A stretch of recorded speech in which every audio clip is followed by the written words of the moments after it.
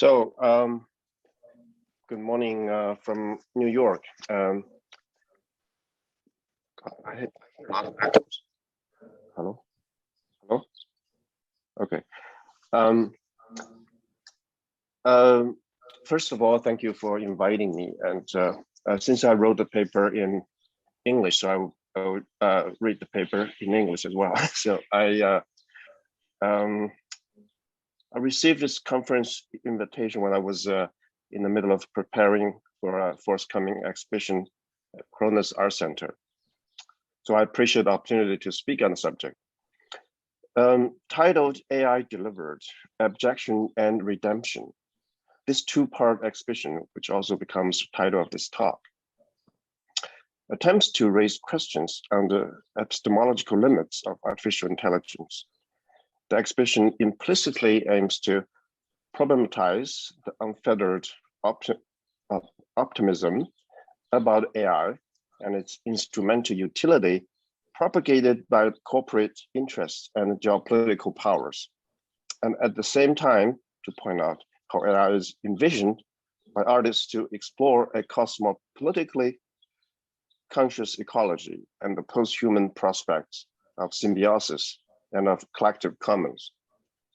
In conceiving the exhibition, I was also motivated to bring to public awareness other artistic practices that work outside of the screen-based, image-centric paradigm, which often reduces AI to a pre-scripted visual trope. On the one hand, while aligning with current AI business outlooks on the other. Jona Zelinska's characterization of AI-driven art in her 2020 new book, AI Art, Machine Vision and Warped Dreams, well captures this prevailing consumption of AI art, where she argues much of that passes for AI-driven art, especially of industry-sponsored variety, remains quite superficial, even if visually captivating. The projects that gain much public attention are those that embrace AI rather instrumentally, with aesthetics reduced to things looking beautiful, i.e. symmetrical, mesmerizing, garish, and first of all, similar to what already exists. She continues rather unsparingly. She said, kindly put, much of generative AI art celebrates the technological novelty of computer vision, fast processing power, and connection-making algorithms by regaling us with a dazzling spectacle of colors and the contrast, as well as sheer volume of data. Unkindly put, it becomes a glorified version of a Candy Crush that seductively maims our bodies and brings into submission and acquiescence. Art that draws on deep learning and the big data sets to get computers to do something supposedly interesting with images often ends up offering a mere psychedelic sea of squiggles, giggles, and not very much in between, end quote. That said, I would like to nevertheless explore a defense in the name of AI. Artificial intelligence often seems to be a surrogate or scapegoat for human hubris and embarrassment. We tend to use the human as the yardstick to measure things. Heidegger once said quite bluntly about that being the epiphany of modernity. He said, that period we call modern is defined by the fact that the man becomes the center and measure of beings. Man is what lies at the bottom of all beings. That is, in modern terms, at the bottom of all objectification and representability.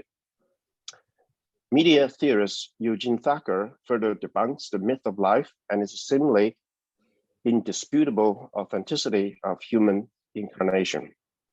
Quote, life is projected from subject to object, self to world, and the human to non-human, end quote.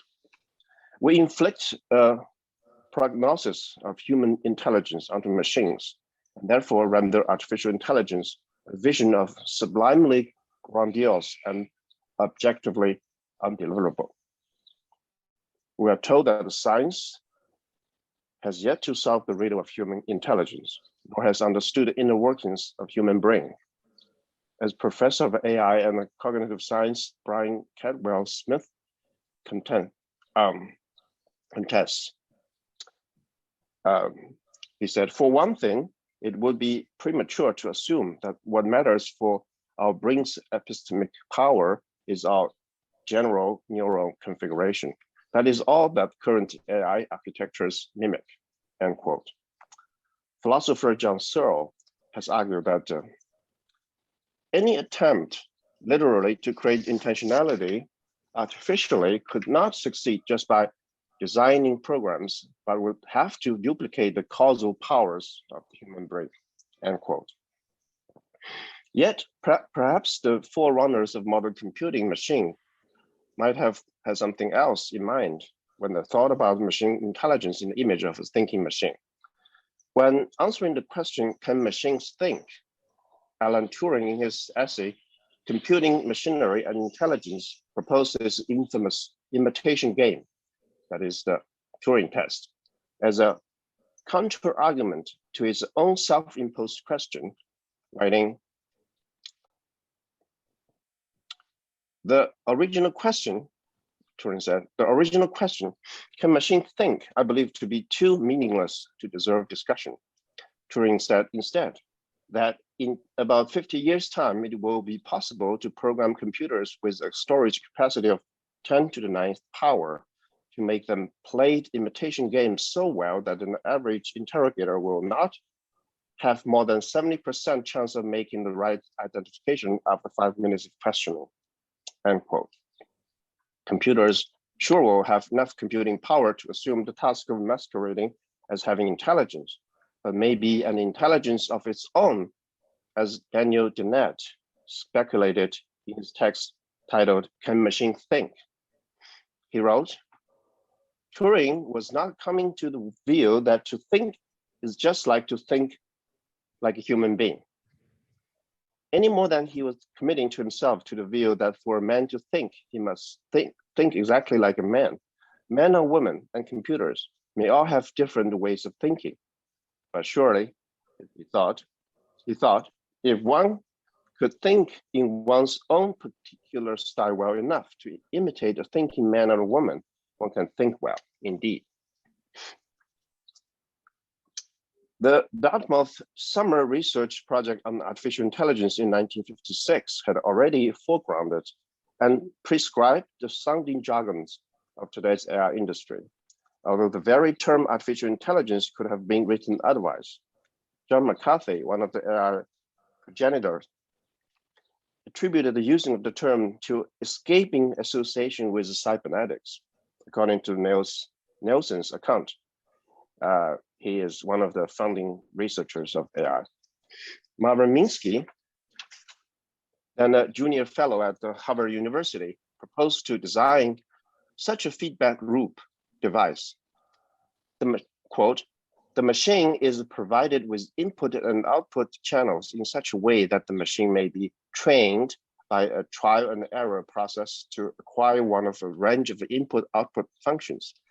Such a machine, when placed in an appropriate environment and given a criterion of success or failure, can be trained to establish goal-seeking behavior, quote, end quote. The founder of information theory, Claude Shannon, also presented the research on application of information theory concepts to computing machine and brain models, and specifically brain model to automata. If AI was not, as some cultural critics scolded, a marketing shtick, it certainly wasn't so much of artificial intelligence per se, but anything along the line of digital computing technology in general, machine learning, neural networks, data mining, statistical science, and cognitive science put together. All of these 1950s visions would have to wait for the computing speed, storage capacity, and new input-output equipment to realize, in which there is considerable promise that systems can be built in the relatively near future, which will imitate considerable portions of the activity of the brain and the nervous system. The later story became a familiar one. The highly anticipated triumph of good old-fashioned AI in 1960s and 70s did not deliver what was promised, as aptly critiqued by Smith. Goldfuss' ontological presumptiveness, its blindness to the subtleties of registration, and its inadequate appreciation of the word's richness are the primary reason for the dismal record on common sense. Philosopher Hubert Dreyfus' infamous 1965 Rand Corporation report, Alchemy and Artificial Intelligence on the State of AI, already foreshadows the demise of the promise of the first wave AI. He famously writes, early successes in programming digital computers to exhibit simple forms of intelligent behavior, coupled with the belief that intelligent activities differ only in that degree of complexity, have led to the conviction that the information processing underlying any cognitive performance can be formulated in a program and thus simulated in digital computer. Attempts to simulate cognitive processes on computers have, however, run into great difficulties than anticipated, end quote. Hello, AI was coldly greeted by the first so-called AI winter in 1980s. When government funding plummeted, business support poured out, and university research into AI stagnated. With the commercialization of the internet in the 1990s and the thriving of social media platforms, came a slow revival of AI research and the acceleration of development since the 2010s onwards. The new generation rekindled fascination in the fashionable taglines such as neural networks, data mining, machine learning, etc. Today, we seem to feel, touch, breathe, and the ubiquity of artificial intelligence, not only in work and play, but also in politics and our cultural imagination. Indeed, AI is everywhere and continues to expand. But as Smith also remarks, that thinking, intelligence, and information processing is the fundamental idea behind the formal logic and computing in the first wave AI, that they are not just things that humans do, but also things we can build automatic machines to do, also underlines the second wave AI, end quote. The most recent eye-popping AI headline comes from TNW, the Technological Insider news outlet.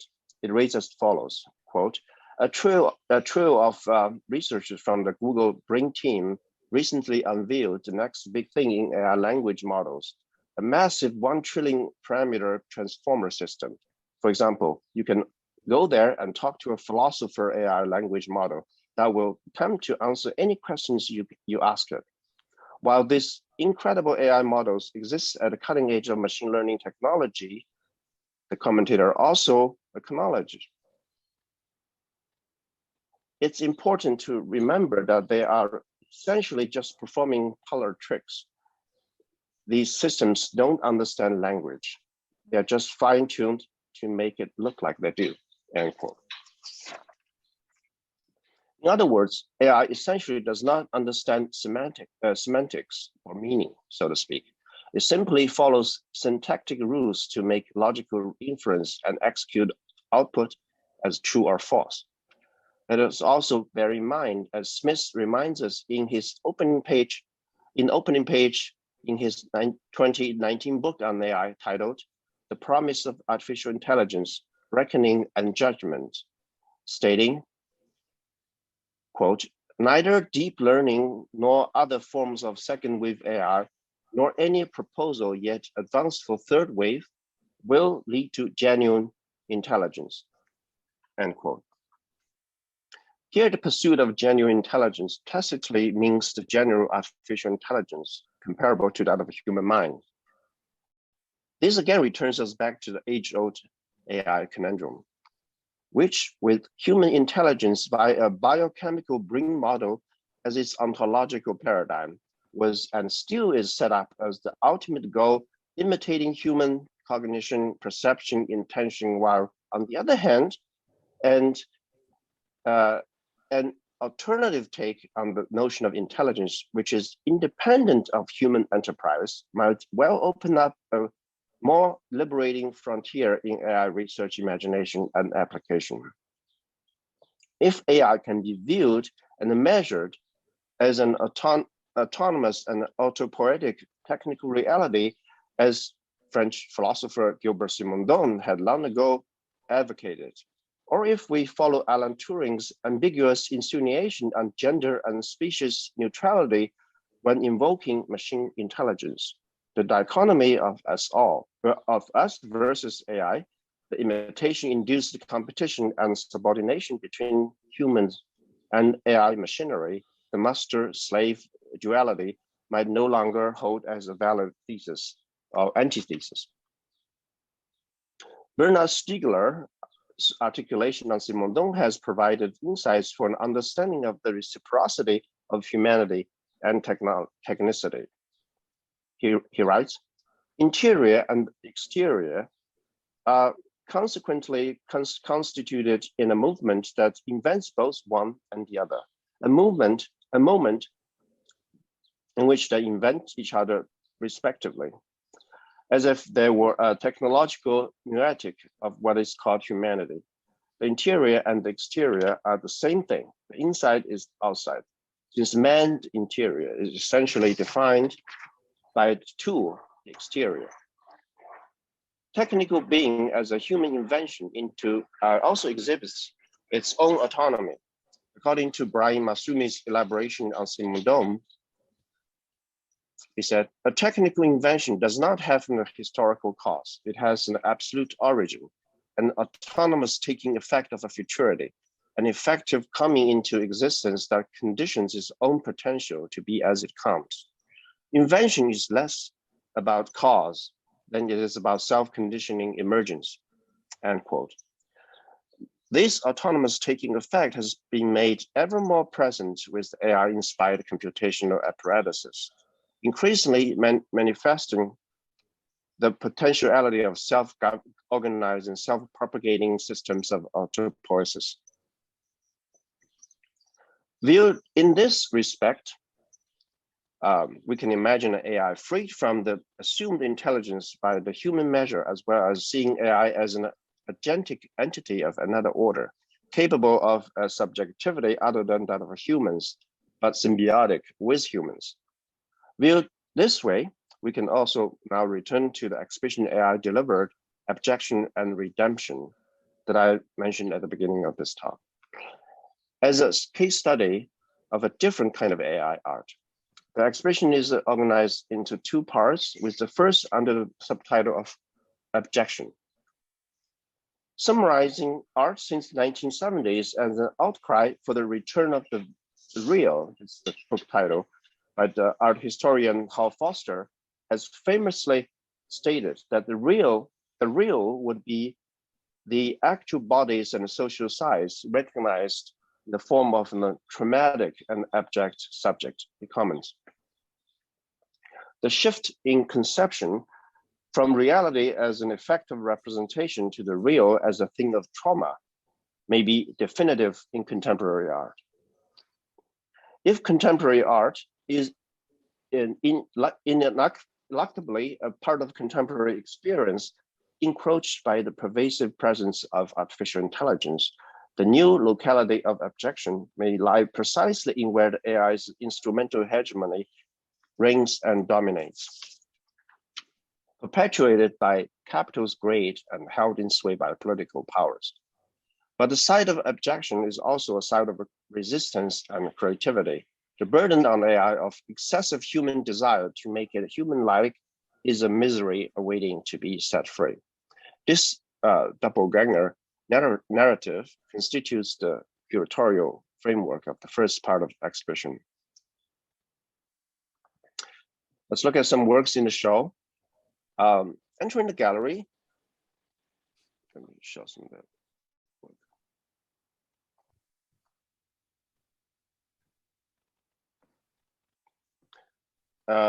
The viewers encounter a glowing lamp.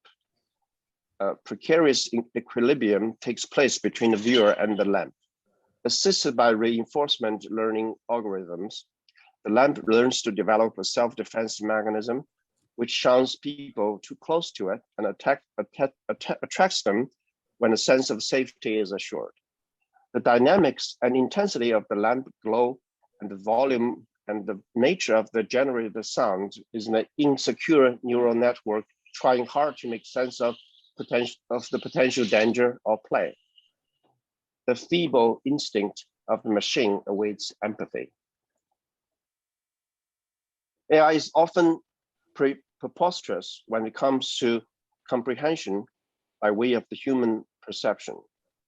Kite and Devin Ronenberg constructs a sensorium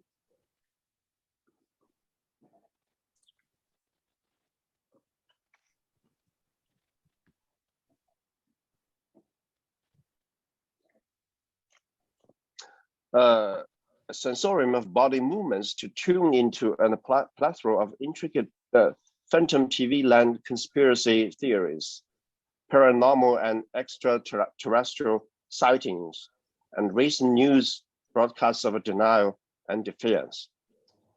The AI certainly is at a loss, attempting to give meaning to these ravings and delirium.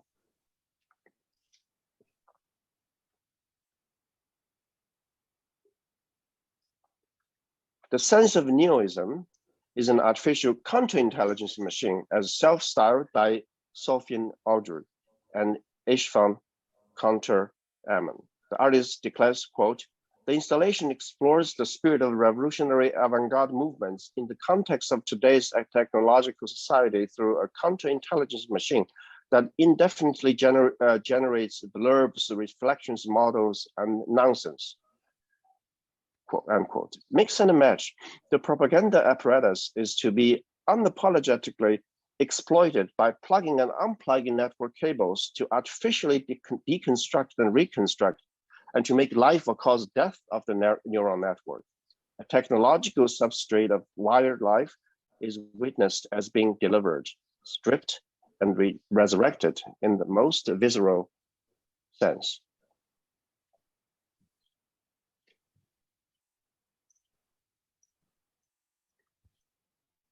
Lauren McCarthy's Lauren is the artificial turned artful, intelligence performed absurd. In her own words, she says, quote, "I attempt to become a human version of Amazon Alexa, a smart home intelligence for people in their own homes." The performance begins with an installation of a series of custom designed networks of smart devices, including cameras, microphones, switches, door locks, faucets, and other electronic devices. I then remotely watch over the person 24/7 and control all aspects of their home. I aim to be better than the AI because I can understand them as a person and anticipate their needs. So that's the first part of the exhibition. The second part of the exhibition will be launched in November.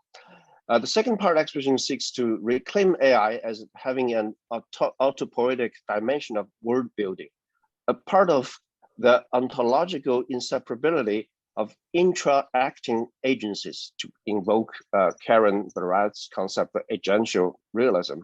For example, acknowledging AI as a non-human agency, nonetheless capable of intelligence of its own accord as technical reality, the exhibition introduces a symbiotic ecology and creative potential of the collective commons of humans and non-human that is much needed to imagine a new horizon of a post-human cosmopolitics.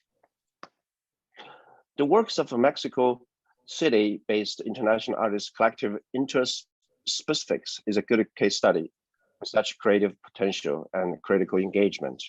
In their project titled Codex Virtualis, Interspecifics proposes to build a systematic collection of AI-generated hybrid organisms that will emerge due to speculative symbiotic relationships between the microorganisms and algorithms.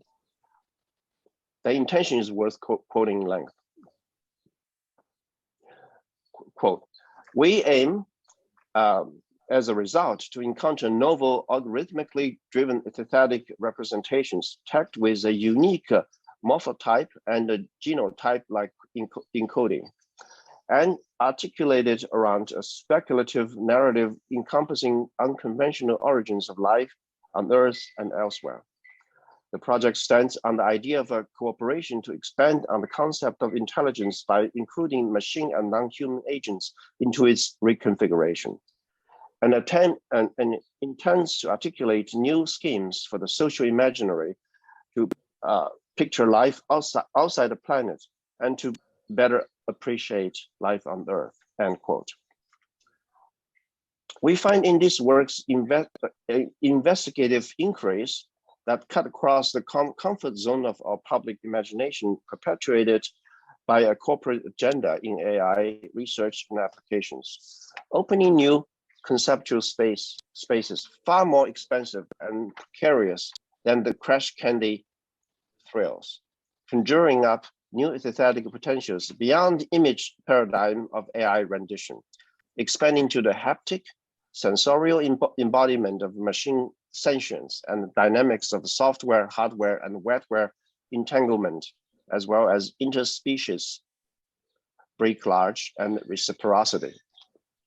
With these examples in mind, the anxiety implicated in the conference question, AI is a challenge, AI art, is it a challenge to human creativity, can be reconciled by a symbiotic and co-evolutionary creativity enjoyed by humans and non-human AI alike, and at the same time unpacking the potentials of a machine synthetics that is unique to machine intelligence, a process of constant regeneration and invention, dynamic and adaptive to the environment in which it is situated and with which it is co-evolving and becoming.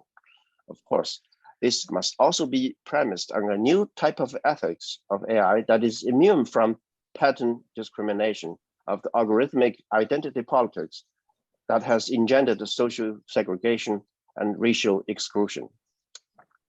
And an accountable ethics that makes open AI industries intractable brands on Earth, labor, effect, and power, as well on state and space and on data itself.